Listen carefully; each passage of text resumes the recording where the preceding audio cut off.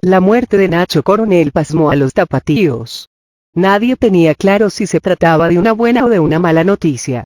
El jefe de la plaza, el hombre fuerte del Chapo Guzmán en Guadalajara, el que nos protegía de la llegada de los Zetas, el intocable, había sucumbido tras un operativo del ejército mexicano, que irrumpió en la casa del capo en Colinas de San Javier, una colonia de clase alta y grandes caserones. La noticia se corrió de boca en boca con una mezcla de morbo y miedo. Cada uno le iba agregando un poco para hacerla más interesante, más alarmante, más fuerte. Una hora después de confirmado el deceso, el presidente Felipe Calderón aterrizó en Guadalajara para inaugurar el Estadio Omnilife, la nueva sede de las Chivas, el equipo más popular de México. El orgullo estaba a flor de piel. El mejor estadio del mundo para el mejor equipo del mundo. La noche del 29 de julio de 2010, Guadalajara era una estampa viva de su eterna contradicción. La ciudad pujante, echada para adelante, la que presumía ser, en ese momento, una de las más seguras de México y Latinoamérica tenía miedo y orgullo. En las redacciones de los periódicos, ambas notas competían por la cabeza. La muerte de uno de los narcotraficantes más buscados del país frente a la inversión privada más importante de la historia de la ciudad. La caída de San Ignacio Protector, el que nos había vendido la idea de que Guadalajara era segura porque él era el factor de estabilidad de la violencia, frente a la consagración del templo mayor del rebaño sagrado. La nota que irrumpe, que traspasa como una bala de alto poder amenazando la tranquilidad de la ciudad frente a la nota esperada, la que no sorprende pero sí enciende el orgullo local. Ignacio Coronel llegó a Guadalajara de la mano de Amado Carrillo Fuentes, el Señor de los Cielos, a principios de los años 90. Coronel se había convertido en uno de los hombres de confianza del gran introductor de cocaína a Estados Unidos y jefe del cártel de Juárez. En Guadalajara, una plaza disputada por los cárteles de Sinaloa y Tijuana, el Señor de los Cielos había logrado sumar a sus filas nada menos que al jefe de la 15 Zona Militar, el general Jesús Gutiérrez Rebollo. Junto con Juan José Esparragosa, el Azul, Coronel trabajó la plaza de Guadalajara para el cártel de Juárez y consolidó el negocio de las metanfetaminas. En 1993, Nacho cayó de la gracia del Señor de los Cielos y fue detenido en Sinaloa con un cargamento de droga.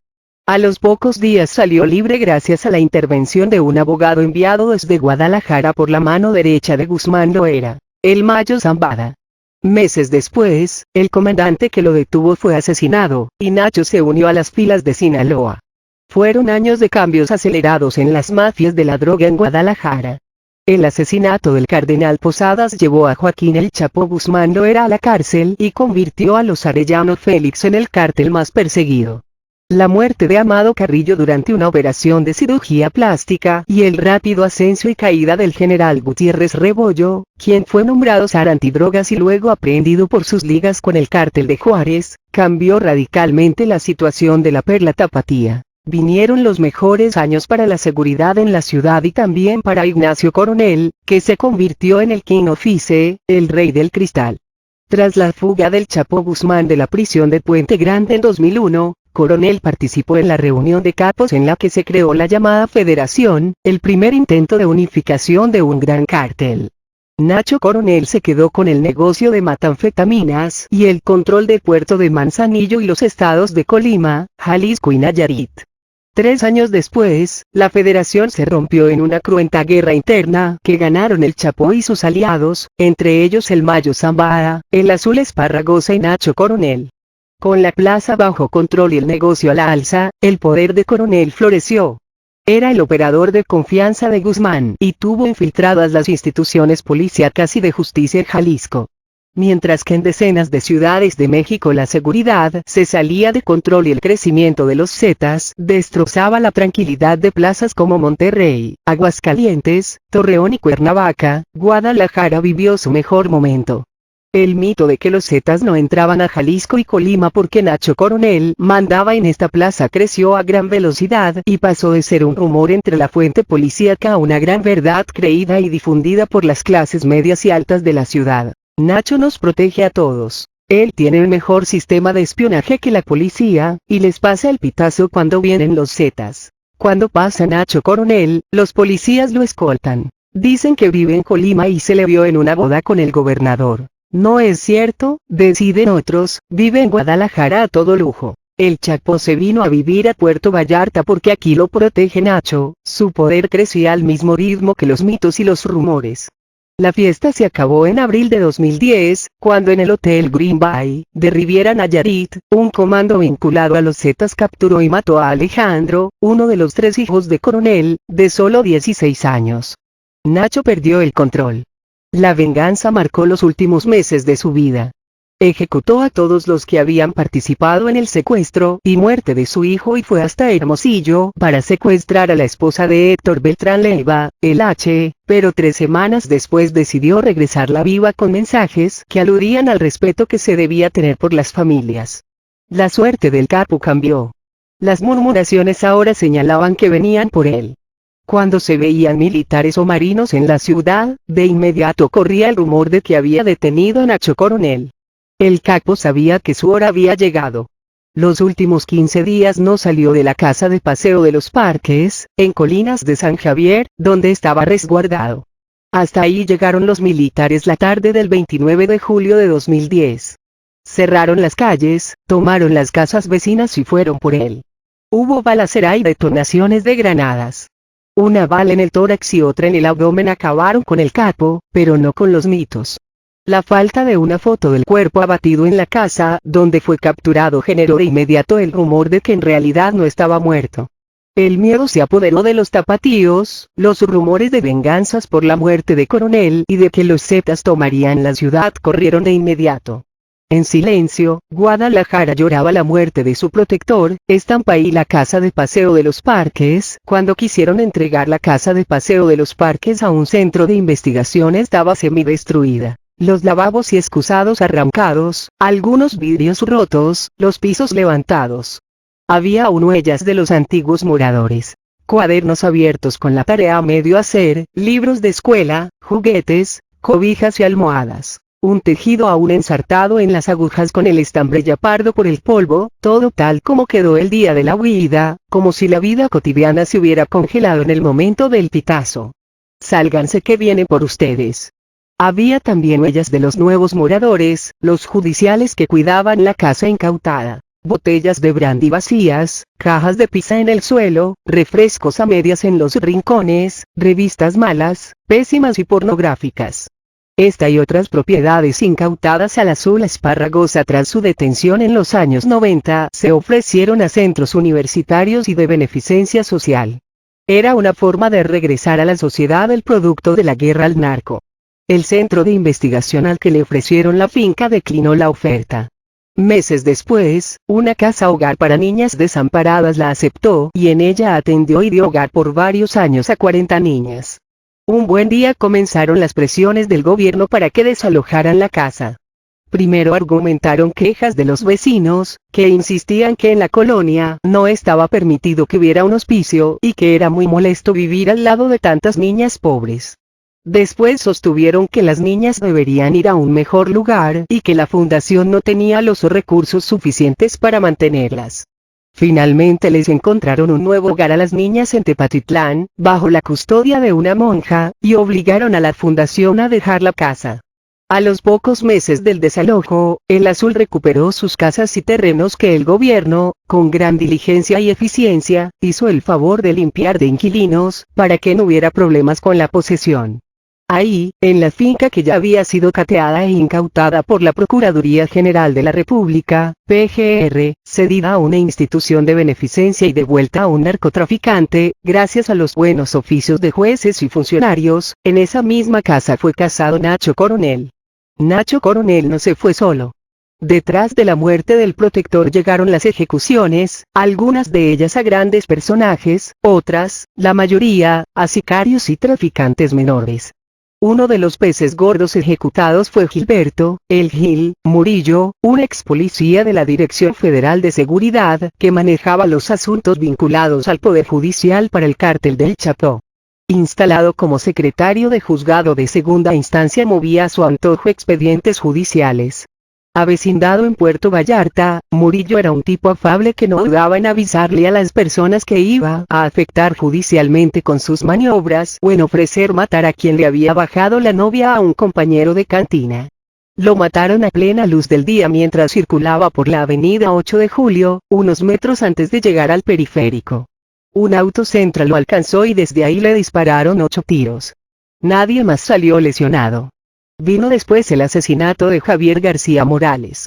Aunque su gente cercana asegura que no tenía enemigos y nada tenía que ver el cártel de Sinaloa, el hijo del exsecretario de la Reforma Agraria en el sexenio de José López Portillo, Javier García Paniagua, y nieto del secretario de la Defensa con Gustavo Díaz Ordaz, el general Marcelino García Barragán, había aparecido como uno de los narcotraficantes más buscados en la llamada macroaveriguación de la PGR sobre narcotráfico a fines de los 90.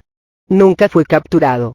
Por el contrario, años después apareció como secretario general adjunto del Comité Ejecutivo Nacional, CEN, del Partido Revolucionario Institucional, PRI.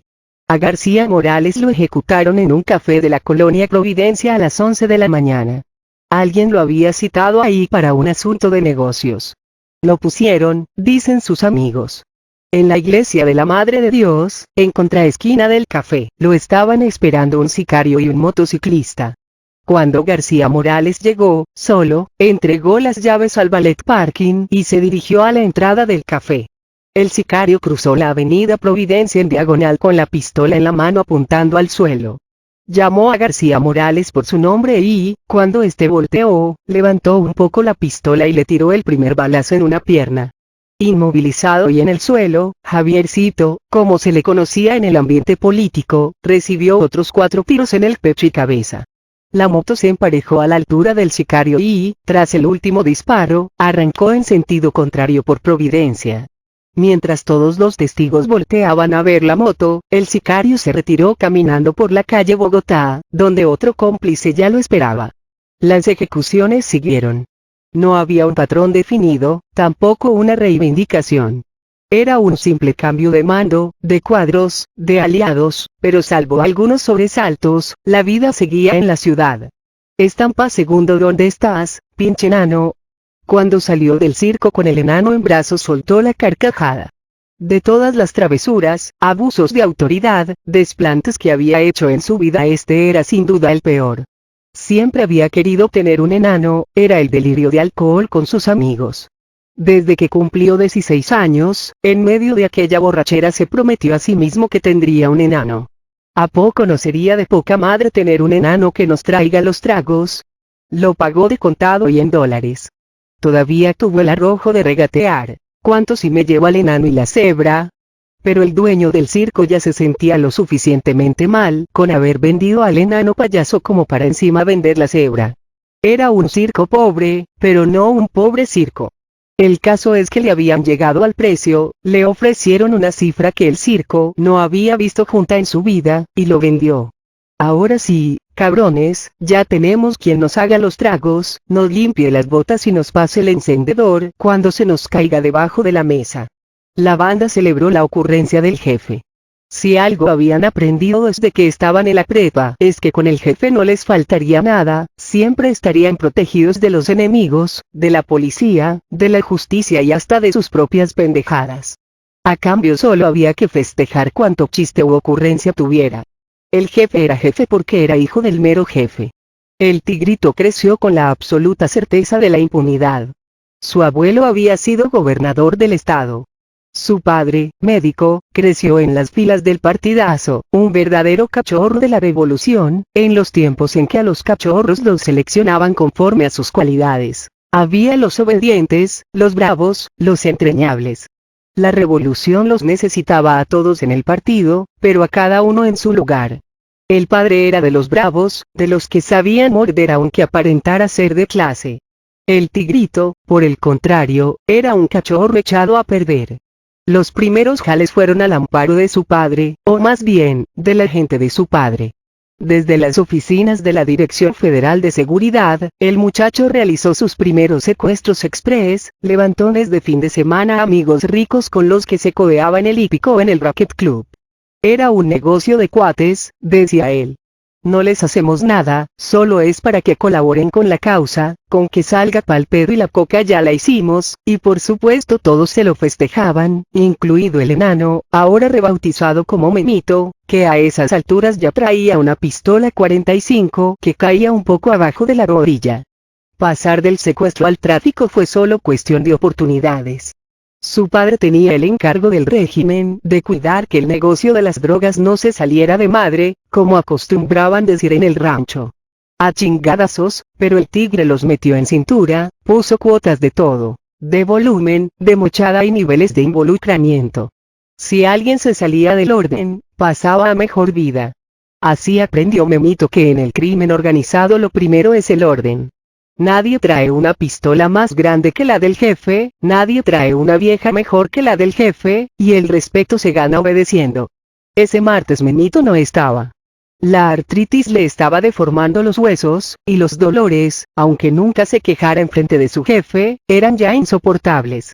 Memito salió del rancho, en las faldas del volcán de Tequila, el lunes para tomar el avión a México, donde lo atendería un especialista en el hospital militar. El tigrito salió solo. Nunca volvió. Cuando escuchó el primer balazo, volteó buscando a su pequeña escolta. ¿Dónde estás, pinche enano? El narco es una expresión que lo envuelve todo.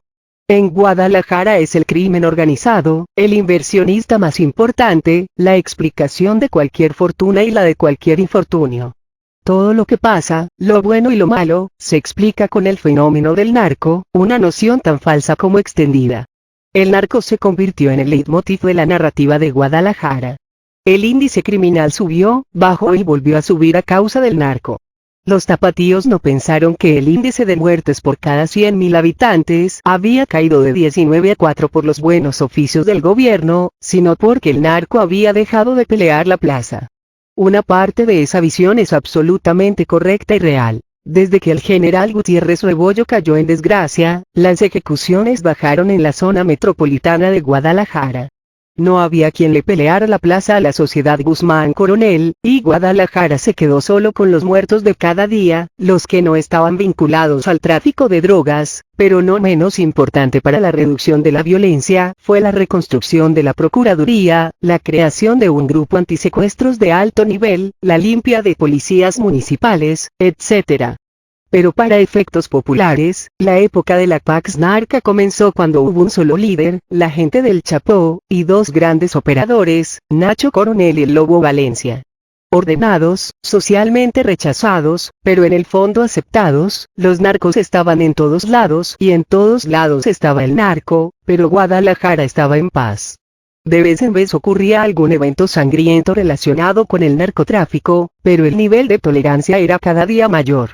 Frente a la violencia desplegada en Tamaulipas, Monterrey o Torreón, Guadalajara era el paraíso. Estaban ahí, todo el mundo lo sabía, pero no eran como esos zetas descuartizadores o como aquellos bárbaros que mataron al cardenal o pusieron una bomba en una fiesta de 15 años. Comenzó incluso a hablarse de los narcos bien, esos que hasta gusto da que te inviten a una fiesta. La subcultura del narco salió del closet. La sociedad los rechazaba, pero para ellos dejó de ser vergonzoso, llegó incluso a convertirse en un estilo de vida. Música de banda, prendas de marca, de preferencia Polo o Versace, accesorios Louis Vuitton, botas buenas, cuerpos exageradamente musculosos por el gimnasio o las prótesis tomaron las calles, los antros y las redes sociales. Entre ellos se hacen llamar chacas, jefes entre los indígenas de Sinaloa. Y a las mujeres las llaman coñitas. En los antros de moda, los jueves son de chacas. Quien no quiere verlos simplemente no va ese día. El desfile de autos de lujo y guaruras por Avenida Patria se hizo impresionante. Nadie los molesta y ellos no molestan, más allá de exigir, por la vía de los hechos, derecho de paso y alguna muestra de humildad ante el chaca. No les pites, no les reclames, no los veas. Las fiestas de los chacas comenzaron a circular en las redes sociales. Se presumían como las mejores del fin de semana. Ahí estaban algunos de los apellidos de alcurnia tapatía junto con los apellidos de los narcotraficantes ricos, los hijos de los grandes narcos, de sus operadores financieros, de sus abogados, y, por supuesto, hijos y sobrinos de los políticos en turno. Son los narcos bien, los que están en los colegios de paga más caros, los más estrictos, los de los grupos católicos más conservadores. Estudiaban juntos, jugaban fútbol juntos, sabían que juntos son más poderosos y que algún día harán negocios inmobiliarios juntos y quizás en la próxima generación hasta se mezclen, aunque por lo pronto eso está prohibido. Las torres de departamentos aparecieron en la ciudad como hongos en temporada lluvias. Las torres cambiaron el horizonte del poniente de Guadalajara. Todo se vendió, menos de 30% estaba habitado. La economía iba bien, pero sobre todo el dinero circulaba. Aparecieron más y mejores restaurantes, nuevos hospitales, tiendas de lujo. Guadalajara ya no fue más un rancho grande. La ciudad creció, maduró, se empoderó frente al centro. Era una dinámica que iba mucho más allá del narco, que tenía que ver con un ciclo económico positivo, con el desarrollo de una nueva agroindustria, del clúster de la electrónica, de un gran crecimiento de la industria farmacéutica. Pero para los tapatíos lo que era claro y tangible era que la bonanza tenía que ver sobre todo con la paz entre los grupos criminales. La caída del Lobo Valencia es el primer síntoma de que la guerra estaba a punto de estallar, pero nadie tenía los elementos para leer lo que se venía. El 28 de octubre de 2009, en un cateo a una casona en Tlajomulco de Zúñiga, en los valles del sur de la zona metropolitana de Guadalajara, encontraron y detuvieron a Óscar Orlando Nava Valencia, el Lobo, quien en 2003 heredó el liderazgo del Cártel del Milenio tras la detención del fundador, su tío Luis Valencia. Como nuevo líder, el Lobo pactó con la nueva federación que estaba creando Joaquín Guzmán y le dio un nuevo giro a su organización. Pasó de la siembra y distribución de marihuana a la importación y distribución de cocaína a través del puerto de Manzanillo controlado por Guzmán y operado por Coronel. Como toda detención de un capo de cierta importancia, el gobierno lo festejó. El Lobo apareció como un hombre de gustos excéntricos, que gustaba de convertir sus armas en joyas. Pistolas bañadas en oro o con su apodo grabado con diamantes en la cacha. Mientras el gobierno cacareaba su triunfo y presumía su logro, al interior de la organización del Lobo la paz estaba por estallar. Muerto el líder, una parte del grupo planteó como estrategia fusionarse con el grupo de Coronel, a otros, los que venían con la organización de tiempo atrás, eso les pareció impensable. Se negaron a desaparecer como cártel y formaron la Resistencia, un grupo que busca mantener su identidad, pero sobre todo su independencia en el negocio. Sus antiguos aliados se convirtieron en sus enemigos. Asesinaron cruelmente a algunos de los que habían pactado con Nacho Coronel. Junto con un mensaje que decía, esto le pasa a los torcidos, 5 cabezas aparecen en una hielera. La guerra comenzó. Estampa tercero y Espía regresa se querían mucho. Difícilmente podían encontrar dentro de la escuela donde estaban a alguien tan semejante. Venían de la misma cultura, tenían los mismos gustos, habían sufrido el mismo miedo, el mismo desprecio, la misma sensación de no pertenecer a ningún lado, el desarraigo que experimenta el que vive huyendo. Se conocieron desde muy chicos, en primero de primaria, pero no fue hasta ya entrada la secundaria, cuando el rechazo de los otros los fue juntando. Ser hijo de narco es una tarea que se va complicando con la edad. De niño se nota poco, pero conforme va avanzando la conciencia crecen la vergüenza y el odio, la prepotencia y la soledad. Para un hijo de narco, el mundo se divide en dos, los chacas, como ellos, y los demás. El tiempo va juntando a los chacas con los chacas, se reconocen, se identifican, se saben, se huelen. Es la misma ropa, las mismas marcas, la misma música, el mismo cinturón, los mismos autos, el mismo lenguaje en el Facebook, la misma manera de imponer el dinero sobre el rechazo, porque saben que los podrán rechazar a ellos pero a su dinero jamás. Por eso están ahí, en un ambiente en principio hostil, de escuelas caras y niños pijos, pero a la larga útil, pues entre sus compañeros están hijos de políticos y de empresarios. El noviazgo de Lisette y Alonso comenzó a los 12 años. Los fueron, separando hasta que quedaron solos en el rincón del salón. Como todos los noviazgos de esa edad, el suyo consistía únicamente en pequeños coqueteos y montones de cursilerías. Pero cuando llegaron a los 15, el noviazgo fue más intenso y más visible. Era para ellos una relación perfecta, salvo por un detalle. Sus padres eran de cárteles diferentes. Un día el padre de Lisette apareció en el colegio y, con toda la prepotencia de que fue capaz, le advirtió al director de la secundaria, que el noviazgo de su hija con Alonso estaba prohibido. No explicó las razones, pero no era necesario, todos las entendieron. Tampoco acataron las órdenes, solo fingieron seguirlas. Lisette y Alonso se siguieron viendo a escondidas. El maestro de matemáticas les hacía el paro y los dejaba estar en el salón a la hora del recreo. Lo que terminó por separarlos fue una bala, no contra ninguno de ellos, sino contra el tío de Lisette, que cayó abatido, como tantos otros, en una banqueta de la ciudad. Lisette y su familia desaparecieron de un día para otro sin dejar huella, como había sucedido al menos en 2 ocasiones anteriores. Como todo narco que se precie, se fueron a vivir a Estados Unidos, porque, eso sí, todos tienen visa, cuando no green card. Alonso lo sabe, los compañeros lo saben, los políticos lo saben, los diplomáticos saben, Shakespeare está de regreso. Los torcidos aparecieron en un video en YouTube vestidos con traje militar negro, armas largas y capuchas. Nosotros no estamos contra la sociedad, por el contrario, queremos protegerlos, somos el Cártel Jalisco Nueva Generación, decía el video, que fue ya retirado del canal de internet.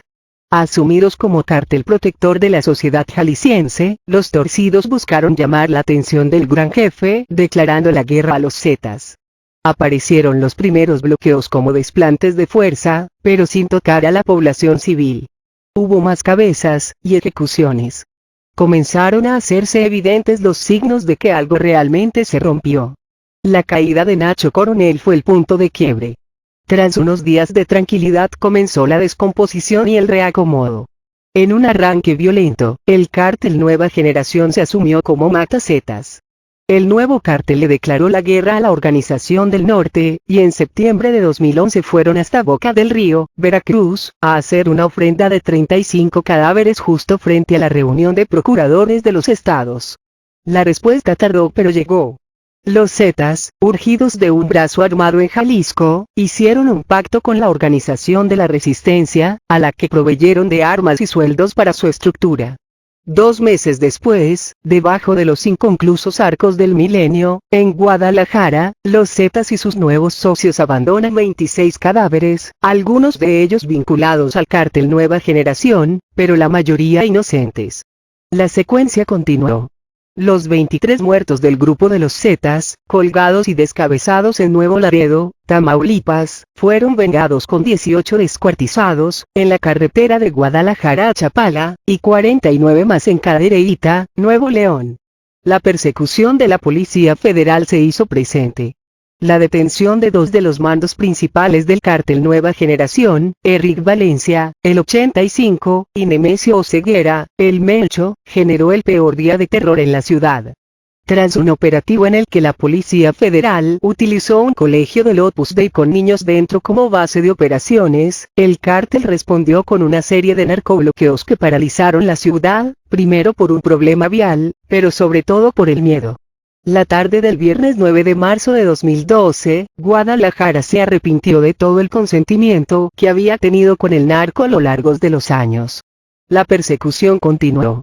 A lo que quedó de la resistencia en la ribera de Chapala, le pegaron el ejército y la Policía Federal. Al cártel Nueva Generación lo dejaron sin cabezas. Todos parecía a favor de las fuerzas federales, hasta llegar a presumir que habían detenido en Guadalajara a Alfredo el Gordo Guzmán Salazar, supuesto hijo del Chapo. 24 horas después, la noticia fue desmentida. La sensación de control se vino abajo. ¿Quién para? ¿Quién gana esta guerra? A pesar de todo, en Guadalajara la vida sigue igual, nada ha cambiado. El orgullo y el prejuicio, el odio y la envidia, la complacencia y la complicidad. Nada ha cambiado, salvo que los tapatíos sienten que han perdido algo, algo que no saben cómo describir, ni dónde lo perdieron, algo intangible, pero que saben que ya se fue, la paz de los narcos. //